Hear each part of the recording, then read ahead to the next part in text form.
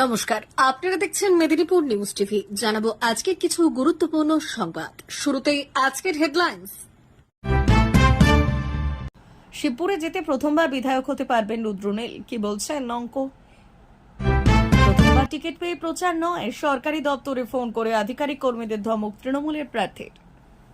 আশার আলো দেখছেন বাসিন্দারা। 2026-এ কি দিদিমণি? টিএমসি 214 দুর্ভেদ্য দুর্গ ভাঙতে নাজেহাল বিজেপি, এলো চাঞ্চল্যকর ডেটা।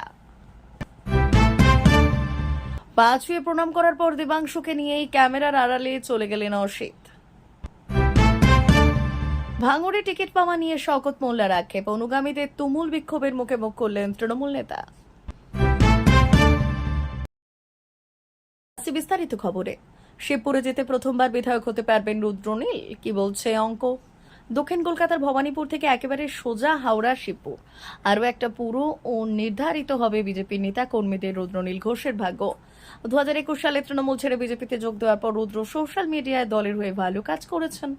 মমতা বন্দ্যোপাধ্যায়কে কটাক্ষ করে রুদ্রর কবিতা কথা দলের কর্মীদের মনোবল বাড়ায়, লড়াইয়ের রসদ যোগায়। দলের প্রয়োজনে বিভিন্ন জায়গায় জানো টলিউডের তারকা অভিনেতা, তবে নির্বাচনে এখন সাফল্য মেলেনি। গতবার দলের পক্ষে কিছুটা অনুকূল পরিস্থিতিতে ভবানীপুর বিধানসভা কেন্দ্র থেকে বিজেপির হয়ে লড়েন রুদ্রনীল। মমতা বন্দ্যোপাধ্যায়ের সেবার নন্দীগ্রাম থেকে লড়ায়। তৃণমূলের হয়ে ভবানীপুরে দাঁড়ান বর্ষিয়ান নেতা শোভনদেব চট্টোপাধ্যায়।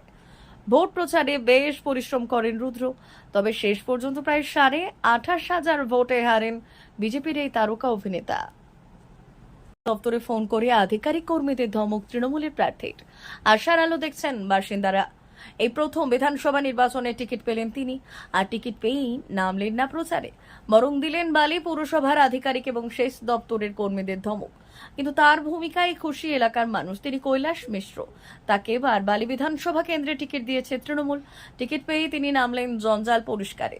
বালি এলাকায় দীর্ঘদিনের সমস্যা নিকাশি ব্যবস্থা অত্যন্ত খারাপ, আর তার কারণ জঞ্জাল, নর্দমা ভর্তি জঞ্জাল।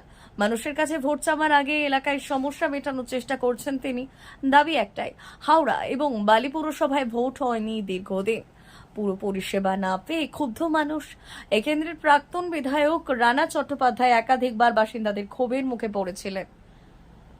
জল নিকাশি এবং জঞ্জাল পরিষ্কারের সমস্যার সমাধানে বারবার রাস্তায় নেমে আন্দোলন করেছেন বাসিন্দারা। এবার এই কেন্দ্র থেকে রানাকে সরিয়ে শিবপুর কেন্দ্রে টিকিট দিয়েছে তৃণমূল। নতুন প্রার্থী করা হয়েছে কৈলাস মিশ্রাকে।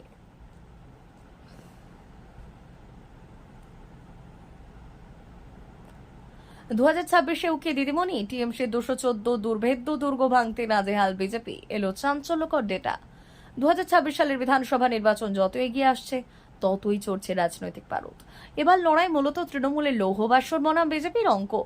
গত তিনটি নির্বাচনে 2011, 2016, 2021 ফলাফল বিশ্লেষণ করে যে তথ্য সামনে আসছে তাতে দেখা যাচ্ছে বাংলার সিংহাসন দখলে তৃণমূলের পাল্লাই এখনো অনেকটা ভারী। ভোট বলছে 294টি আসনের মধ্যে তৃণমূলের অবস্থা 214টি আসনে বেশ পোক্ত। এর মধ্যে 119টি আসন খুব শক্তিশালী, যেখানে গত তিনটি নির্বাচনে তৃণমূল জিতেছে, এবং 95টি আসন শক্তিশালী। বিপরীতে বিজেপির ঝুলিতে খুব শক্তিশালী ক্যাটাগরিতে এখন আসনও নেই। শক্তিশালী ক্যাটাগরিতে রয়েছে মাত্র 2টি। বিধায়ক অসিত মজুমদার হতাশায় রাজনীতি ছেড়ে দেবেন বলেছিলেন। তার জায়গায় চুঁচুড়া বিধানসভা থেকে তৃণমূলের প্রার্থী করা হয়েছে তরুণ নেতা দেবাংশু ভট্টাচার্যকে। এই নিয়ে দ্বিতীয়বার ভোটে লড়ছেন তিনি। জয়ের অভিজ্ঞতাও নেই তার ঝুলিতে। মান অভিমানের মাঝে এবার সোজা গিয়ে অসিত মজুমদারকে প্রণাম করলেন দেবাংশু। বুধবার সন্ধ্যায় প্রচারে বেরিয়ে দেবাংশু সোজা পৌঁছে যান অসিতের কার্যালয়ে। অফিসের ভেতরে ঢুকে পায়ে হাত দিয়ে প্রণাম করলেন দেবাংশু। তাদের ঘিরে ছিল সংবাদ মাধ্যমের ক্যামেরা।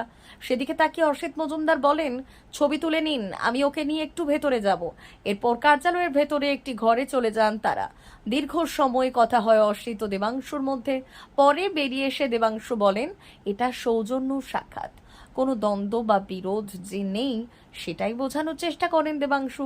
অন্যদিকে অসিত মজুমদার জানান, তিনি শীঘ্রই দলের কর্মীদের নিয়ে বসবেন, দলের কাজ করবেন। টিকিট না পেয়ে অসিত মজুমদার আগেই প্রকাশ্যে ক্ষোভ উগরে দিয়েছেন। একরাশ হতাশার সঙ্গে রাজনৈতিক সন্ন্যাস নেওয়ারও ইঙ্গিত দিয়েছেন। সাপ বলেছেন, রাজনীতি আর করব না, রাজনীতি থেকে বিশ্রাম নিলাম। তবে দেবাংশুর বক্তব্য, অসিত বাবু আমার পিতৃ সম, আমি ওর সন্তানের মতো।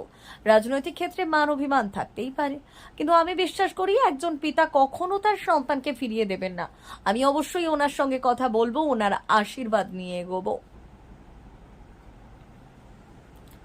ভাঙড়ে টিকিট পাওয়া নিয়ে শওকত মোল্লার আক্ষেপ, অনুগামীদের তুমুল বিক্ষোভের মুখে মুখ করলেন তৃণমূল নেতা।